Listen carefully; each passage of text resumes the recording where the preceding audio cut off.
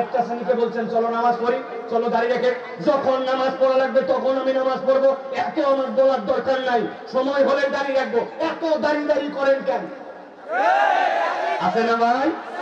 আল্লাহ বলছেন ওয়া কানা আমরুহু ফুরুতা, এক শ্রেণীর লোক আল্লাহর অবাধ্যতা এমন ভাবে করে যে তারা আল্লাহর কেবল অবাধ্যতাই করে না, বিরুদ্ধবাদী, তারা একটা আলাদা ধরনের মুখ নিয়ে চলাফেরা করে।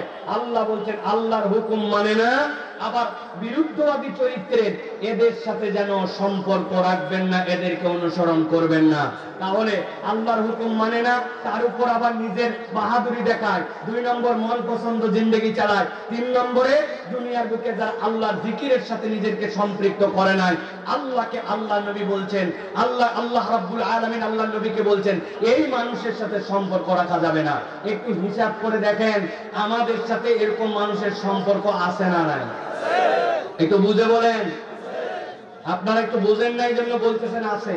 আমি তো দেখতে পাচ্ছি যে এই দলের লোক আমরা সবাই আছে, আবার কি বাদ দিলে তো ওই ভেড়ার লোক বাঁচতে লাগলে কম্বল সহ উঠাও, এটা আমরা সবাই।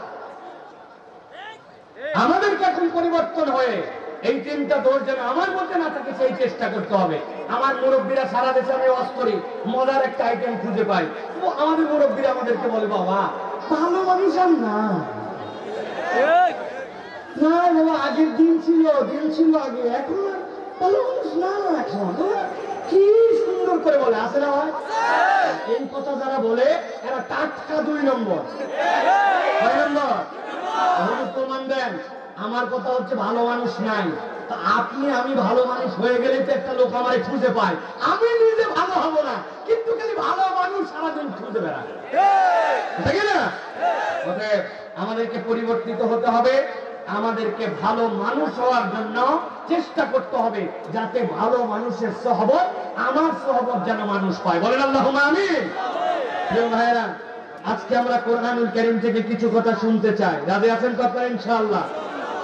আজকে আমরা সংক্ষিপ্ত সময়ে যে বিষয়ে কথা বলবো সেটি হচ্ছে দুনিয়াতে আমাদের অপরাধ, আমাদের ভুল, আমাদের জিন্দেগিতে নানা ধরনের ছোট বড় মাসিয়া, যেগুলো আল্লাহ রাব্বুল আলামিনের অবাধ্যচরণ, এইগুলো আমাদের প্রত্যেকের জীবনেই কম বেশি আছে, ঠিক কি না? আছে না আমাদের জীবনে ভাই? এখন আমাদের জীবনে ভুলে ভরা জীবন, এই ভুলে ভরা জীবনে আল্লাহ রাব্বুল আলামিন আমাদেরকে বলছেন এই বান্দাদেরকে ভুলে ভরা জিন্দেগি দিয়া আমি আমার বান্দাকে জাহান্নামে পাঠাতে চাই না, আমি আমার বান্দাদেরকে মূলত জান্নাতে নিতে চাই। সুবহানাল্লাহ বলেন। আল্লাহ রাব্বুল আলামিন মূলত বান্দাদেরকে মাফ করে দিতে চান, আল্লাহ রাব্বুল আলামিন তার বান্দাকে ক্ষমা করতে চান, আল্লাহ তার বান্দাকে আযাব দিতে চান না। আল্লাহ রাব্বুল আলামিন কি বলছেন খেয়াল করেন। আল্লাহ কোরআনুল কারীমের মধ্যে বলছেন ইন্নাল মুত্তাকিনা ফি জান্নাতিন ওয়া উয়ুন উদখুলুহা বিসালামিন আমিনিন। আল্লাহ বলছেন দুনিয়ার মানুষ জেনে রাখো, যারা মুত্তাকি হবে, যারা আল্লাহ রাব্বুল আলামিনকে ভয় করে তাদের জীবন চালাবে, আমি রব্বুল আমিন তাদেরকে বললাম ওই মানুষগুলার ডেস্টিনেশন, ওই মানুষগুলার গন্তব্য হবে ফি জান্নাতিন ওয়া উয়ুন। আমার বান্দাদেরকে আমি জান্নাত দেব, আর আমার বান্দার জন্য আমি নহরমালার ব্যবস্থা করে রাখবো।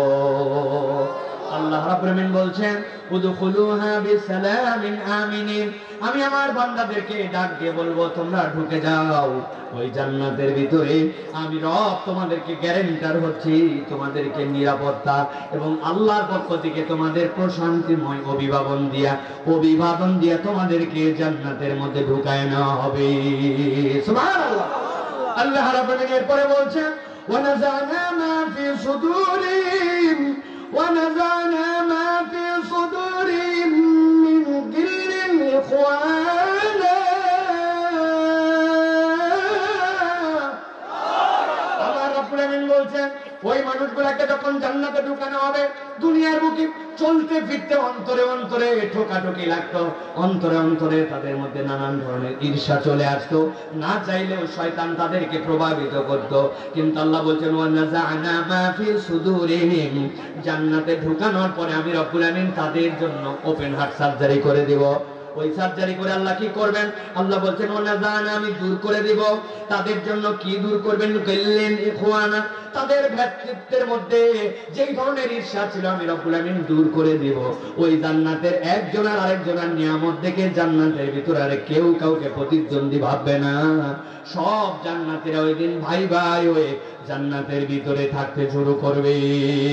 সুবহানাল্লাহ। আল্লাহ রাব্বুল আলামিন বলছেন আলা সুরুরিন মুতাকাবিলিন, ওই মানুষগুলোকে রব্বুল আলামিন ওই জায়গায় চেয়ারের ব্যবস্থা করবেন, সামনাসামনি তাদেরকে বসায় দিবেন।